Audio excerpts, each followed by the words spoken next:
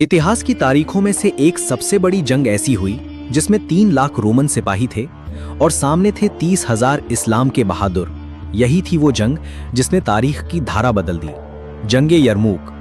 रोमियों की फौज में 60,000 अरबी सिपाही भी शामिल थे, दूसरी तरफ सिर्फ 30,000 मुसलमान मुजाहिदीन।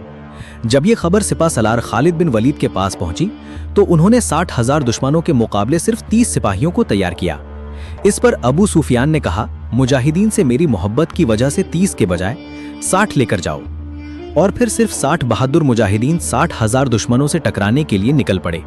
जबला इब्ने अहब जो दुश्मन की फौज में था, उसने देखा और मजाक उड़ाते हुए कहा, मुसलमान डरकर सुलह करने आ रहे हैं। मगर तभी खालिद बिन वलीद की गूंजती हुई आवाज आई, मेरा एक आदमी तेरे 1000 के बराबर है, अल्लाहु अकबर। सिर्फ 60 मुजाहिदीन 60,000 की फौज पर टूट पड़े। तलवारें चमकी, भाले गड़े, घोड़े दहाड़े और फिर देखते ही देखते 500 से ज्यादा दुश्मनों की लाशें मैदान में बिछ गईं। जो बचे वो अपनी जान बचाकर भाग निकले। ये थी ईमान की ताकत और बहादुरों का जुनून। अल्लाह हमें भी ऐसा मजबूत ईमान और वही जुनून अता फरमाए, आमीन। कमेंट में जरूर लिखो और आगे भी शेयर करो।